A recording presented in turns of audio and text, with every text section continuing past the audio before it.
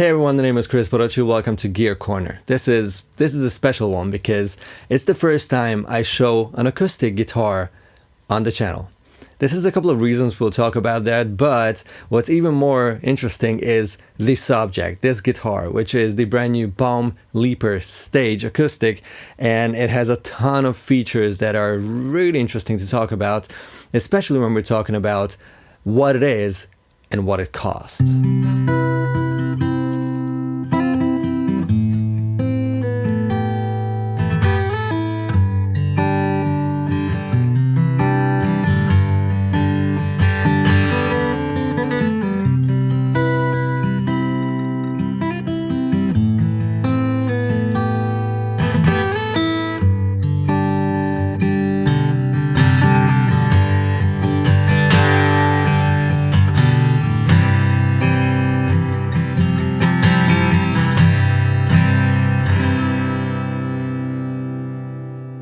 As mentioned, this is the first time I show an acoustic guitar on the channel, and that has literally just one reason. YouTube viewers are just not interested in videos about acoustic guitars. It's just for some reason, I don't know, less of a subject of gas, I guess. I don't know. Most people are just more into, I don't know, talking about and checking out videos about amps and pedals and all those things, which is amazing, don't get me wrong. It's just a pity because there are some acoustic guitars that are just so interesting and have some things about them that make them great subjects of a video. For example, this one, the Leaper Stage by Baum, which is an interesting one. They did not accept any compromises in terms of what it is. The only trick they did, and that's a big one, is that they didn't produce these guitars in a country where it's really expensive to run a hand-built production, pretty much a custom shop, right? What they did instead is they went to Asia, to China to be specific, and they chose a manufacturer that is well known for making super high quality instruments. And there you go. You have a fairly priced instrument that is definitely a competition for guitars that cost at least twice the money, if not 3 times the money. There is literally just one little detail that's different on this guitar compared to American-made, handmade, super high-end and very expensive guitars, and we'll talk about that later. But first I want to run you through the specs, like all the wood choices and all the materials. But before we do that, a short reminder, of course, subscribe to the channel if you enjoy what I'm doing here, and leave a comment below. Let me know what you think about the guitar and all those things. And of course, check out the description box. If you want to check out this guitar, you'll find a link in there, and my signal chain, my recording rig and everything. I am literally just running this one microphone. This is the Warm Audio WA67, which is a really nice tube mic, which is recording the guitar and my voice. The mic is going through the Warm Audio WA273 preamp, which is a 2-channel British voiced or British style preamp, and it's an amazing preamp, and that's literally it.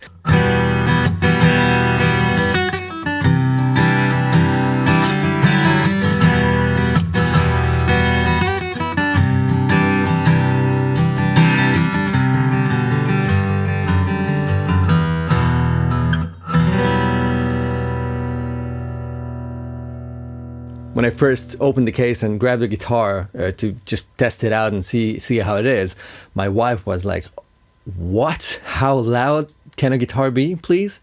And I'm like, yeah, this is pretty crazy.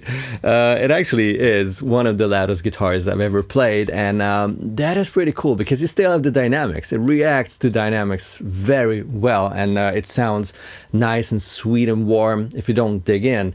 But if you do, it just gives you more and more instead of compressing and sort of collapsing more and more, which is definitely a sign of a great acoustic. Let's start with the neck and keep the body for last, because that's going to be the interesting part. Mahogany neck and an ebony board, 12-inch radius and 25.4-inch scale length. The headstock is the Baum teardrop headstock, which is something that I always loved. I think it's a very aesthetic and really practical headstock too, with the 3 left, 3 right. It just feels right.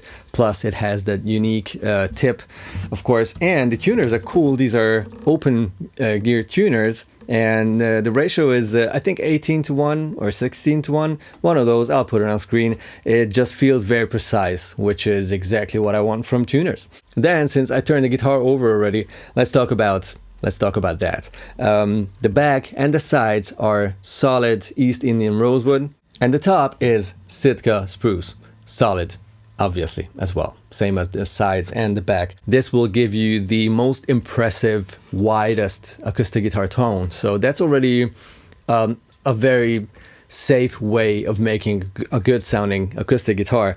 You'll have the crazy airy low end and the sparkle and everything coming through. Now the fun part is what's inside the body. It has an X bracing, which is a traditional bracing type, but it's a forward shifted X bracing, which means that that X that runs way in the front, leaving the backside of the top pretty exposed and pretty resonant. It obviously has some extra bracings in the back segment to make it stronger, so that it's a stable instrument and stage ready, let's put it this way.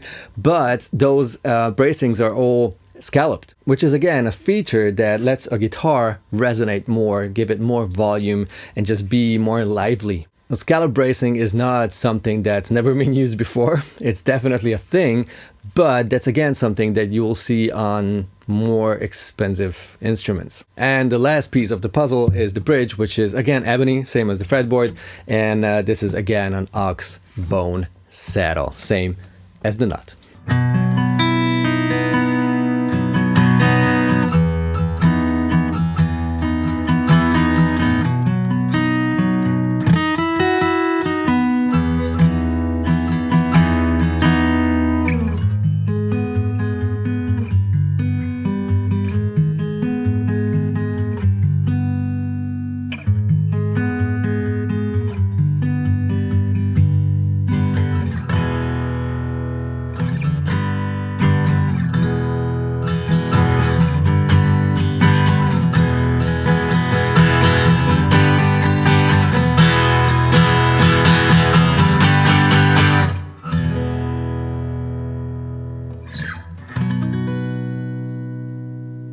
And there are 3 more things I didn't talk about until now, one of which is going to be the only actual big difference between a very expensive, very high-end American traditional acoustic guitar and this one. But let's start with the other ones. First of all, the neck profile. It's a really thin C profile. I think they call it the Baum Modern C or Baum C. It's fairly thin. It's a super ergonomic and easy to play neck profile. I personally prefer it a little thicker, but that's just my thing. I know that at least 80% of guitar players will say, no, don't make it thicker. This is perfect. It's around 20 millimeters at the first fret and 23 around the 12th, which is just a very, very nice and slim neck profile. Nothing is in the way. It literally plays like an electric guitar with a bit thicker strings. It's very, very easy to play. The other thing that I didn't mention until now, that the Leaper stage comes with a pickup. It's a Fishman Sonitone piezo pickup, which is under the saddle. The control is in the sound hole. You have volume and tone. The output jack is your strap pin, which is again something that saves you one more hole somewhere on the side of the guitar, something you want to avoid if possible.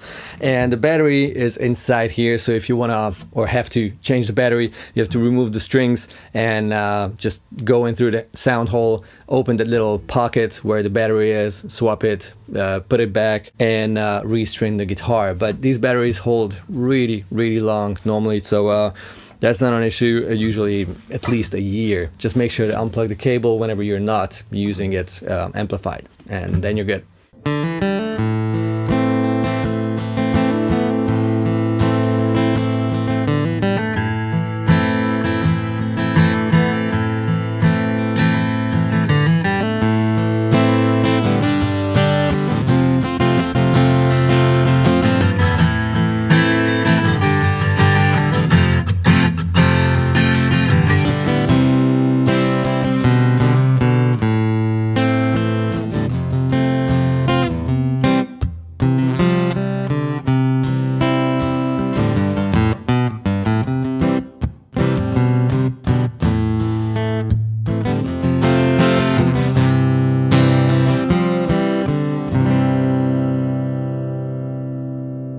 now let's talk about that one difference that is definitely there between, let's say, a US made, very, very high quality, high-end, hand-built acoustic guitar and this one. It's mostly going to be the finish. Most of those guitars will have a, I don't know, a shellac or maybe a nitrocellulose finish. This one has polyurethane. That being said, it's a really, really thin finish, which is, as far as I can tell, the most important detail about a finish. If you want a finish like a guitar to age with you, to have sort of, you know, little dings and cracks and everything, then you might want to have something that's more, well, less sturdy and more reactive to that kind of, you know, aging process. And that is definitely going to be nitrocellulose or shellac or something that's really, really sensitive to temperature changes, to humidity changes, to dings and donks and scratches and all those things. This is polyurethane, which is much more sturdy. It's not going to be the finish that's going to age super quickly. And let's be honest, most people that I know don't want their guitars to look old at all, not even when they're old. So this is definitely going to be the kind of guitar, and this finish is the right finish for that, because it's not going to yellow at all, or not as much as nitrocellulose. It's not going to crack unless you do something extreme to it. Polyurethane is much more sturdy and a much more practical finish type, and when it's used this way, it's really thin. I don't think anyone could tell a tonal difference. If two guitars are built exactly the same way and both have the same thin finish, one with nitro, one with poly, I don't think one can hear the difference. It would be interesting if someone did that, like built two guitars absolutely identical and just finished them differently and to show if there's a difference. I don't think there is. I like the feel of nitro, so I kind of prefer guitars that age with me. You know, with all the wrinkles and whatever, I will get older, and I kind of like my guitars getting older with me. But I know that I'm a minority. Most people just hate scratches and weather checking and yellowing finishes and everything. This is definitely going to be the right guitar if you're into that. And this is basically already my thoughts section of the video.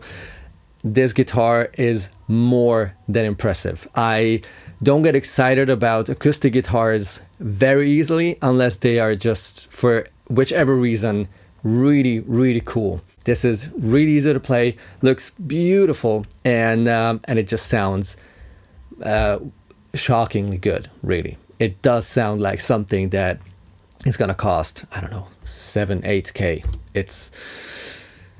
You can absolutely make a high-end, flawless instrument wherever on this planet.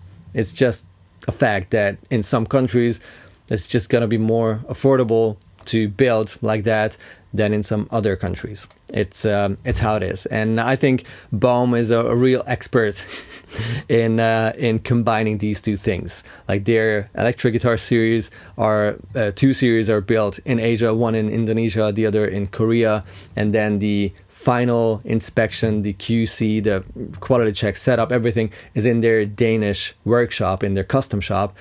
It's the same for the Leaper stage as well. All right, let me know in the comments below what you think about the Leaper stage and about this this mixture building somewhere where it's affordable. Then make sure that it's spotless in your own workshop. I think it's a really cool thing. But hey, let me know what you think below and see you in the next video. Bye bye.